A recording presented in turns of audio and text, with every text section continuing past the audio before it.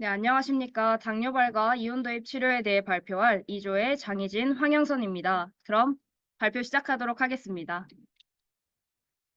저희는 당뇨발과 이온 도입 치료에 대한 개념을 먼저 설명드린 뒤 당뇨발에 이온 도입 치료를 적용한 사례와 솜노트로 작성한 케이스를 순서대로 발표할 예정입니다. 먼저 당뇨발이란 당뇨병 혹은 그에 따른 합병증으로 인해 나타나는 족부의 손상을 의미합니다.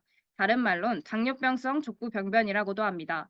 당뇨발에선 발궤양이 가장 대표적이며 당뇨병성 신경병증이나 말초혈관 질환이 있는 경우 발궤양이 더 많이 발생하고 더 쉽게 악화됩니다. 당뇨발은 총 7가지로 분류할 수 있습니다. 첫 번째, 신경병증 발은 주로 말초 부위에서의 감각 상실이 발생하기에 다양한 외상에 대해 환자가 인식하지 못합니다. 특징으로는 마비, 촉각 감소 및 통증 감소가 있습니다. 두 번째로 하지의 혈액 공급 감소로 인해 발생하는 허혈성 발이 있습니다. 허혈성 발의 특징으로는 발의 차가움, 맥박 약화, 상처의 느린 치유 및 감염 위험 증가가 있습니다. 세 번째 샤르코 발은 발의 뼈가 약화되는 상태를 말하며 주로 신경망증에서 비롯되며 변형 및 관절 파괴로 이어질 수 있습니다. 그렇기에 부종, 불안정성 및 발 모양 변화를 특징으로 가집니다.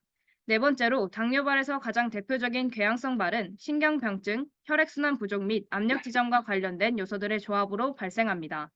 혈액순환 부족 등으로 인해 치유가 느리고 감염의 위험이 높습니다. 다섯 번째는 감염성 발로 면역 기능 저하와 상처의 느린 치유로 인해 당뇨병 환자는 감염에 더 취약하며 세균과 곰팡이 감염, 세포 배변 및 농양 생성의 위험성이 증가합니다. 여섯 번째로 허혈성 신경병증 발은 신경병증과 허혈의 결합이며 두 가지의 특징을 모두 가져 마비와 혈액 공급 감소, 궤양 및 감염에 대한 증가된 민감성을 가집니다. 다음은 당뇨발의 원인 및 증상입니다. 원인은 당뇨병성 신경병증과 말초혈관 질환으로 나눠지며 당뇨병성 신경병증은 동반되는 신경의 종류에 따라 구분할 수 있습니다. 통증이나 차갑고 뜨거운 감각을 느끼는 감각신경에 이상이 생긴 경우와 발가락 근육을 통해 발의 움직임을 조절하는 운동신경에 이상이 생긴 경우, 땀 분비나 혈관의 수축 및 확장 등을 조절하는 자율신경에 이상이 생긴 경우에 당뇨병성 족부병증이 유발될 수 있습니다. 또한 발궤양을 가진 당뇨병 환자의 약 3분의 1이 말초혈관 질환을 가지고 있으며 당뇨병 환자에게 동반되는 말초혈관 질환은 무릎 동맥 아래 부위의 가는 동맥에 주로 생기며 당뇨병이 없는 사람에게 생기는 경우와 비교해 훨씬 정도가 심하고 범위가 넓습니다. 혈액순환 장애가 있는 경우 발과 다리의 피부가 창백하고 차가우며 근육이 위축되어 다리가 가늘어지고 털이 빠질 수 있습니다. 심한 경우에는 발가락 끝의 색깔이 검게 변하기도 하며 말초혈관 질환이 있으면 상처 부위로의 혈액 공급이 감소하여 영양이나 산소 공급이 줄어들게 되므로 발궤양이나 감염증이 잘 낫지 않게 됩니다. 당뇨발, 당뇨발의 증상으론 감각 상실, 발궤양, 감염, 피부 및 손톱 변화, 통증 및 불편함, 발 형태 변형, 손상 등이 있습니다. 다음은 진단 및 합병증입니다. 당뇨발은 신경병증, 말초혈관, 감염증으로 나눠 진단할 수 있으며 신경병증에 대한 검사로는 곰팡이 발톱, 동맥혈 공급 평가, 소리급세를 이용한 진동 감각 검사, 핀을 이용한 통증 감각 검사, 모노필라멘트를 이용한 발의 보호 감각 검사, 반사망치를 이용한 심부건 반사 검사가 있습니다. 말초혈관에 대한 검사에는 발 맥박 촉진, 도플러 초음파, 발목 팔 혈압비, CT 혹은 MRI 혈관 조영술, 하지동맥 조영술이 있으며 감염증에 대한 검사로는 세균 배양 검사, 엑스레이, 골스캔, MRI 등이 있습니다. 당뇨발의 합병증으로는 화면에 보이시는 11가지 정도의 합병증이 있습니다. 이러한 당뇨발의 치료는 4가지로 구분지을 수 있습니다. 첫 번째로 당뇨병성 신경병증은 고혈당의 정도 및 기관과 밀접한 관계가 있기 때문에 혈당을 엄격하게 조절하는 것이 가장 중요합니다. 통증, 저림, 화끈거림 등의 증상을 완화시키기 위해 가장 많이 사용하고 있는 약물은 항우울제 혹은 항경련제 계통의 약물이며 신경병증의 진행을 막기 위한 약물로는 알파리포산, 감마리놀산을 사용합니다. 당뇨병성 발궤양은 죽은 조직을 제거하고 궤양 부위에 가해지는 압력을 피해야 하며 이를 위해 석고붕대, 맞춤 신발, 발 모양에 따른 안창 등을 이용할 수 있습니다. 다음으로 당뇨병 환자에게서 말초혈관 질환이 생기는 것을 예방하기 위해서는 혈당과 혈압, 콜레스테롤을 조절해야 하며 반드시 금연해야 하고 말초혈관 질환 유무를 정기적으로 검사해야 합니다. 말초혈관 질환이 있으면 혈액 공급에 문제가 생겨 영양분과 산소가 제대로 전달되지 않아 상처가 잘 낫지 않고 재발되기 쉬우며 감염증도 치료하기 어렵습니다.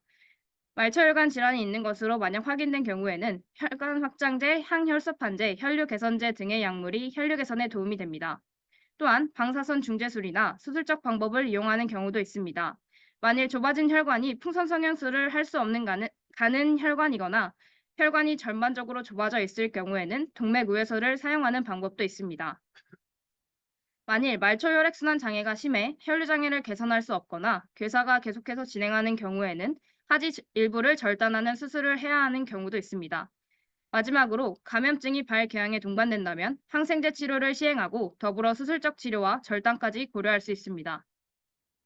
다음은 저희가 선택한 이온 도입 치료입니다. 이온 도입 치료는 직류를 이용하여 약물 이온을 피부 또는 점막을 통해 약물 이온을 침투시켜 질병 치료에 적용하는 방법입니다.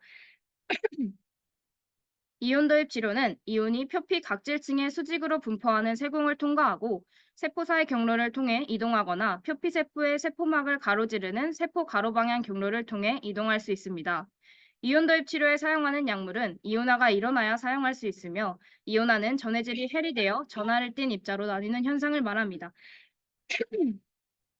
물질의 이온화 후 이온화된 물질이 전류의 극성에 따라 이동하는데 전해질 용액의 직류 전류를 통전시키면 이온의 이동이 일어납니다. 전기 반발에 의해 약물의 이온을 피부 또는 점막을 통해 조직으로 침투시키며 전기는 같은 극끼리 반발하고 다른 극끼리 끌어당기는 성질이 있기 때문에 약물의 이온과 같은 극을 활성 전극으로 사용하여 약물 이온을 조직 안으로 이동시킵니다. 이러한 원리는 루디크 실험과 감자 실험을 통해 보다 더 이해할 수 있습니다. 이온 도입 치료의 약물로는 경쟁 이온이 없는 탈이온 증류수를 용매로 사용하며 농도가 너무 높으면 이온이 한정된 통로에 몰려 병목 현상을 일으켜 전도도가 감소하기 때문에 1에서 5% 정도의 낮은 농도를 사용합니다. 용량은 전류 강도와 치료 시간으로 결정하며 보통 1mA 곱하기 치료 시간으로 결정합니다. 높은 강도를 사용하면 이온 상호 현상 및 역침투 등의 효과가 나타나기 때문에 높은 강도보다 낮은 강도로 이온 도입하는 것이 더 효과적으로 치료를 진행할 수 있습니다. 보통 점막은 1에서 3분, 피부는 5에서 20분, 심부 조직은 30에서 60분 정도 치료하며 이온 도입의 양은 전류 강도와 치료 시간, 전기 화학 단량을 곱하여 결정짓습니다. 이온 도입 치료의 전극은 활성 전극과 비활성 전극이 있으며 활성 전극에는 금속 전극, 습시 패드 전극, 탄소 실리콘 전극, 이온 교환 반투막 전극이 있고 비활성 전극에는 습식 패드 전극, 탄소 실리콘 전극, 자가 접착 전극 등을 사용합니다. 적용 방법으로는 치료할 부위를 최대한 노출하며 피부는 비눗물로 씻거나 알코올솜으로 닦아 전극을 부착할 수 있도록 깨끗이 한 후 활성 전극은 치료 부위에 놓고 비활성 전극은 인접 부위에 놓습니다. 최적의 전극 사이 거리는 일반적으로 5cm이며 주 전원 스위치를 켠 후 전류의 진폭을 천천히 올립니다. 일반적으로 5mA 이하의 낮은 강도를 사용하여 치료하고 치료 시간에 도달하면 전류의 진폭을 내린 다음 주 전원 스위치를 끄고 전극을 떼고 피부에 남아있는 약물을 깨끗이 닦으며 전극을 댔던 부위의 이상 유무를 확인합니다. 다음은 이온 도입 치료의 장단점입니다. 이온 도입 치료는 다른 치료에 비해 상대적으로 통증이 없고 무균작용이 가능하며 주사로 인한 환자의 두려움과 피하 조직의 손상을 피할 수 있습니다. 하지만 한정된 약품을 제외하곤 이온 도입 치료를 적용할 수 없고 도입된 이온의 양을 정확하게 측정할 수 없기 때문에 가끔 과다 용량에 의한 부작용이 있을 수 있습니다. 다음은 이러한 이온 도입 치료를 앞서 설명드린 당뇨발에 적용한 사례입니다. 피부 궤양 없는 제2형 당뇨 환자에게 적용한 논문입니다. 해당 논문은 프로스타사이클린의 유사체인 트레프로스티니를 사용하였으며 해당 약물은 혈관 확장제로 당뇨병 환자의 복사뼈 부위에 적용하였고 그 결과 미세혈관의 혈류를 증가시켰다는 결과가 나왔습니다. 다음은 당뇨병발에 대한 환자 케이스입니다. 먼저 서브젝티브 인포메이션입니다. 환자 이름은 김당뇨, 나이 48세 여자, 직업은 도배업자입니다. 온셋은 2023년 10월 3일이며 주호소로는 궤양으로 인해 게이트와 스탠딩에 어려움을 겪는 것이었습니다. 진단명은 당뇨발이며 환자의 과거력에는 당뇨가 있습니다. 사이력에서는 알코올과 담배 모두 해당하지 않으셨으며 그 밖의 사항으로는 엘리베이터와 난간이 없는 계단 3개의 단독주택에서 거주한다고 하셨습니다. 환자의 목표는 궤양치료 후 인도 게이트하기였습니다. 다음은 오브젝티브 인포메이션입니다. 멘탈은 얼러트하시며 NRS는 0점이 나타났습니다. 센서리는 궤양이 있는 측 발의 라이트 터치, 모노필라멘트, 핀프릭 테스트에서 모두 음성이 나왔으며 감각 상실로 인해 NRS 또한 나오지 않은 것으로 보고 있습니다. 발에 스웰링이 있으며 히트는 발생하지 않았습니다. 발의 궤양으로 인해 앰뷸레이션은 휠체어를 통해 사용하셨습니다. RM은 노말, MMT는 발의 궤양으로 인해 측정하지 못하였고 궤양 치료 후 6주차 MMT를 재측정 시도했을 땐 앵클 모두 그레이드 4가 나왔습니다. 와그너 클래시피케이션은 그레이드 1, 푸시트 점수는 10점, ABI는 0.78점이 나왔습니다. 오브젝티브 인포메이션에서 진행한 테스트를 소개하겠습니다. 모노필라멘트 테스트는 당뇨병과 같은 질환으로 발생하는 말초 신경병증을 판별하는 검사입니다. 환자의 궤양 부위, 굳은 살, 흉터 위가 아닌 주변에 따라 적용하며 필라멘트가 구부러지거나 휘어질 만큼의 힘을 2초간 피부에 적용하였을 때 환자에게 압력이 가해지는 느낌에 대해 묻는 검사입니다. 동일 부위에 2번 반복하여 검사해야 합니다. 다음은 와그너 클래시피케이션입니다. 와그너 분류는 당뇨병성 족부궤양 분류 시스템을 사용하여 궤양의 깊이와 골수염, 궤저의 존재를 평가하는 척도입니다. 이 환자는 그레이드 1에 해당하여 슈퍼피셜 울사와 상피 조직 정도까지의 손상을 나타냈습니다.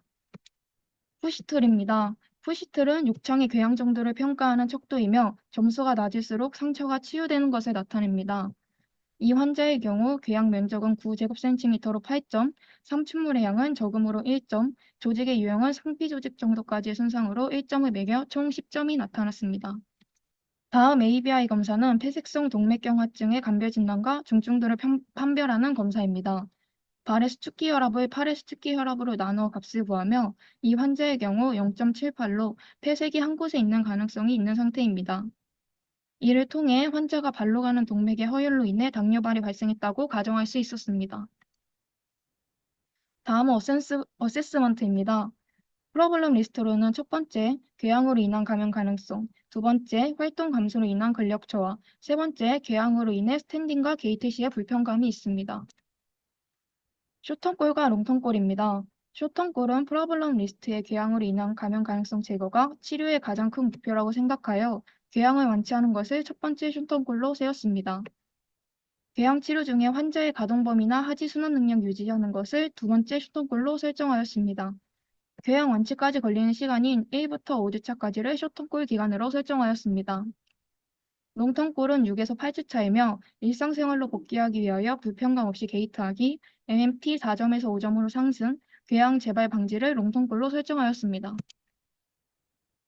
플랜입니다. 플랜은 롱턴골 기간과 숏턴골 기간에 나누어 치료를 구성하였습니다. 먼저 숏턴골 기간인 1에서 5주차의 치료입니다. 이온 도입 치료를 겐타마이신 환승염 연고를 사용하여 주 3회 15분 IDC 3개를 환자의 감각 역치를 유지하여 적용하였습니다. 겐타마이신 환승염 연고는 연고 1g의 겐타마이신 환승염이 1.7mg 함유되어 있다는 점을 고려해 연고 3ml의 양을 사용하였습니다. 겐타마이신 환승염이란 약학 항생물질 중 하나이며 포도상구균, 대장균, 인플루엔자균에 의한 감염증 치료에 사용됩니다. 효과로는 외상 후 외과적 치료 후 혈행성 화농성 골염 및 골수염 보조, 골 해면질 이식 또는 접합체 없는 인공관절 이식 시 작고 좁은 골강의 국소 감염 예방, 직장 절단 수술이나 수술 후 손상된 강과 다른 강의 국소 치료가 있습니다. 다음으로는 LLAT를 적용하였습니다. LLAT는 헬륨 네온을 적용하였고 30줄/제곱센티미터 100mW로 주 5회 45분 적용하였습니다. 보전한 맥동전류인 HVPC는 주 5회 45분 적용하였으며 강도는 105Hz, 맥동강압력은 50 마이크로세커로 설정하였습니다. HVPC는 순환 증가와 청상 치료를 목적으로 적용하였습니다. 다음은 스트레칭입니다. 스트레칭은 주 5회 한 동력당 15초 적용하였으며 환자가 힘듦을 느끼지 않게 RP는 이 정도로 시행하였습니다. 스트레칭을 통해 오랫동안 사용하지 못하는 카프머슬과 TAE 위축 예방과 하지의 순환을 증가시켜 당뇨발 치료를 촉진하기 위해 적용하였습니다. 마사지는 주 5회 한 동작당 10회 RP 이 정도로 시행하였으며 앞의 스트레칭과 같은 목적을 위해 시행하였습니다. 이 외에도 버거 알렌 운동도 혈액 공급을 위하여 시행하여 주었습니다. 6에서 8주차 운동 계획입니다. 세라밴드를 주 3회 한 동작당 8회 10세트 시행하였으며 처음엔 1RM의 50% 정도로 시행하고 저항훈련에 대한 통증 증가가 없을 경우 1RM의 80% 정도로 증가시켜서 진행하였습니다. 이 운동은 하지 근육을 사용하지 않아 근력이 저하된 환자의 MMT 향상을 위하여 시행하였습니다. 다음은 크램쉘 엑서사이즈입니다. 중둔근 강화가 발목의 안정성에 기여한다는 연구에 입각하여 중둔근 강화 운동인 크램쉘 엑서사이즈를 실시하였습니다. 주 3회 진행하였으며 한 세트당 10회씩 4세트 진행하였습니다. 강도는 세라밴드를 사용하여 조절하였습니다. 트레드밀입니다. 트레드밀 사용 시 필요에 따라 핸드레일의 도움을 받도록 하였습니다. 주 3회 10분씩 적용하였으며 RP는 6, 매주 2분씩 추가하여 트레드밀을 적용하였습니다. 이 운동은 환자의 지구력 증가와 게이트 트레이닝을 위하여 적용되었습니다. 스트레칭과 마사지는 쇼통골 기환을 진행했던 것과 병행하여 시행하도록 하였습니다. 앞선 방법들에서 발에 직접적으로 자극을 주는 방법과 더 큰 근육을 자극시킬 수 있는 방법을 추가하였습니다. 횟수와 강도는 쇼통골과 동일하게 진행하였습니다. 마지막으로 환자 교육과 재발 방지입니다. 환자 교육 내용은 당뇨병발 재방을 막기 위한 알코올 지향, 샤르코 변형을 막기 위한 대칭적인 체중 지지 교육, 당뇨발 병의 원인 중 하나인 발의 허혈을 예방하기 위한 스트레칭과 마사지 교육, 발의 위생 관리, 너무 조이거나 느슨하지 않는 신발을 선택하는 방법 교육 등이 있습니다. 레퍼런스입니다. 이상으로 발표를 마치겠습니다. 감사합니다.